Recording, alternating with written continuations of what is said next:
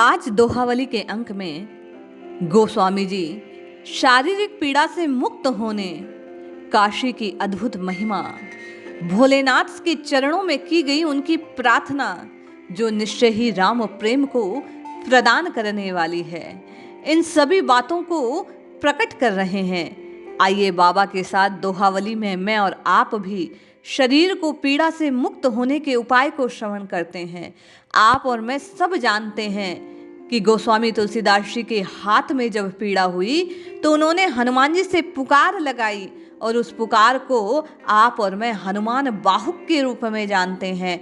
आज भी संत महात्मा ये बात प्रकट करते हैं कि जिस जीव के शरीर में पीड़ा होती है, रोग होते हैं, वह नित्य यदि हनुमान जी के चरणों में हनुमान बाहुक का पाठ करे तो निश्चय ही उसे शारीरिक पीड़ा से मुक्ति मिलती है और आवागमन के चक्र से छुड़ाने वाली काशी की महिमा को बाबा आगे प्रेषित कर रहे हैं। तो आइए श्रवण कीजिए, गोस्वामी जी के भाव में अपने हृदय के भाव को सम्मिलित कीजिए और ये जो तन है, ये जो चोला है, इसके रोग मुक्ति का एक बार हनुमान जी के चरणों में आप और मैं भी अर्जी लगाएं। निश्चय जानिए पवन सुत हनुमान जी महाराज की कृपा हुई तो आप और मैं रोग मुक्त हो जाएंगे। आपका और मेरा तन मन सब रोगशील है, रोग से लिप्त है, इसलिए आइए प्रार्थना करते हैं। जय श्री हरि। पूज्य गुरुदेव के चरणों में बारंबार प्रणाम। बाबा कहते हैं, सकल काज शुभ समय भल, सगुन सुमंगल जानो, कीरति विजय विभूति भली, ये हनुमान ही आनो। श्री हनुमान जी का हृदय से ध्यान करो, ये निश्चय समझ लो कि ऐसा करने से सब कार्य सिद्ध होंगे, दिन अच्छे आवेंगे, सद्गुण सुमंगल कीर्ति विजय और विभूति आपके और मेरी विमल हो जाएगी। ये हनुमान जी के चरणों में ध्यान का प्रताप है। बाबा कहते हैं, सूर शिरोमणि साहसी, सुमति समीर कुमार, सुमिरत सब सुख संपदा, मुद मंगल दातार। अरे जो हनुमान जी के चरणों का ध्यान धरता है, सूरों के शूरमणि, साहसी, सुबुद्धिमान श्री पवन पुत्र का स्मरण करने मात्र से, ध्यान करने मात्र से, पुकार लगाने से निश्चय ही सब सुख संपत्ति आनंद और मंगल वे तुरंत प्रदान कर देते हैं। बाहु में अर्थात बाजू में, भुजा में जब पीड़ा हुई तो उसके लिए गोस्वामी जी प्रार्थना करते हुए बाबा से पुकार लगाते हैं। क्या कह रहे हैं? तुलसी तनुसर सुख जलद, भुज रुज गज बर जोर, दलत दयानिधि देखिए, कपि केशरी किशोर।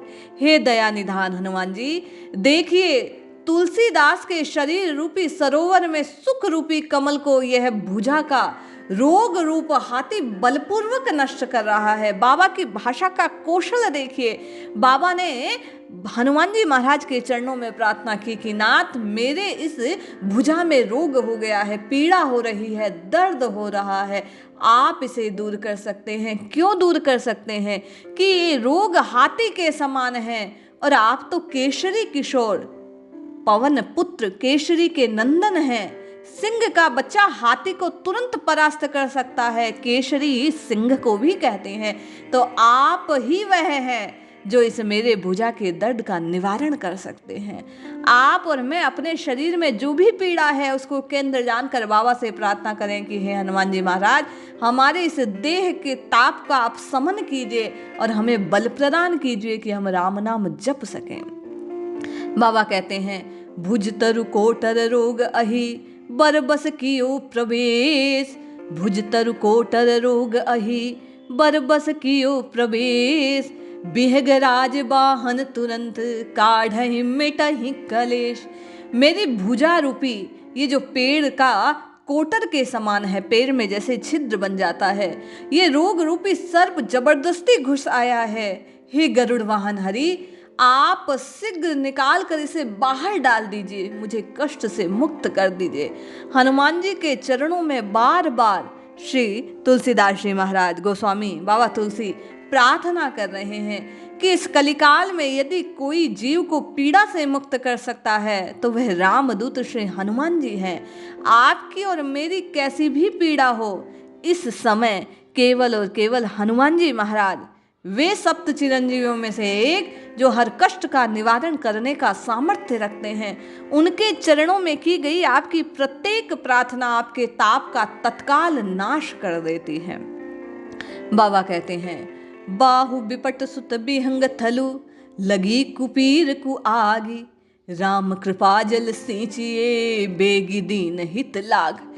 पीड़ा से पीड़ित हृदय की पुकार देखिए। बाबा क्या कह रहे हैं कि मेरा भुजा रूपी वृक्ष सुख रूपी पक्षी का निवास स्थान था नाथ, उसमें दुष्ट रोग रूपी ये बुरी आग लग गई है। हे हनुमान जी, शीघ्र इस अग्नि के नाश के लिए आप राम कृपा रूपी जल को सींच दीजिए, जल को डाल दीजिए, क्योंकि ये बात सर्वसिद्ध है कि बाबा की कृपा के बिना, श्री हनुमान जी की कृपा दृष्टि के बिना राम कृपा मिल नहीं सकती। क्यों? श्री हनुमान जी, आप और मैं हनुमान चालीसा में गाते हैं, राम दुआरे तुम रखवारे।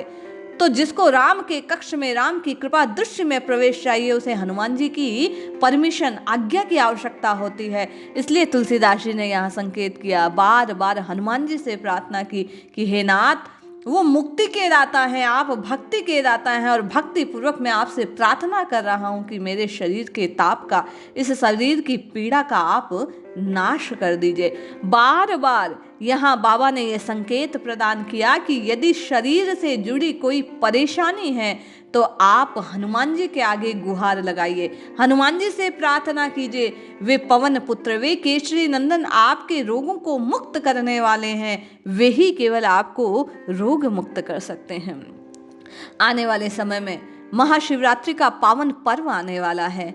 आप और मैं परम नामनिष्ठ श्री शंकर जी, बाबा भोलेनाथ को आप और मैं सब जानते हैं कि नाम की महिमा को यदि साक्षात प्रकट किसी ने किया तो वह श्री शंकर जी ने किया। दोनों ही स्वरूप में, हनुमान जी के रूप में भी वही शंकर हैं और स्वयं शंकर के स्वरूप में भी।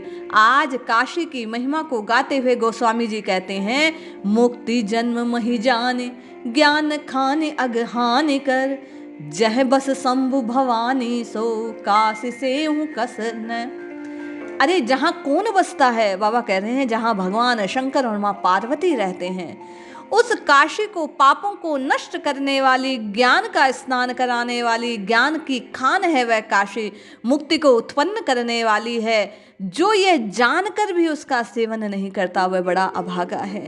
शंकर जी की महिमा को गाते हुए बाबा गोस्वामी जी कहते हैं, जरत सकल सुर वृंद विषम, गरल जे ही पान किए, तहिन भई मन मंद को, कृपालु शंकर सहिस। अरे जिस भयंकर विष से सारे देवतागण जल रहे थे, जिन्होंने, सब देवताओं ने उस हलाहल को देखकर दृष्टि घुमा ली, भयभीत हो गए। उस विष को, राम नाम के प्रताप को जानने के कारण मंद मंद मुस्कुराते हुए बाबा भोलेनाथ ने पान कर लिया।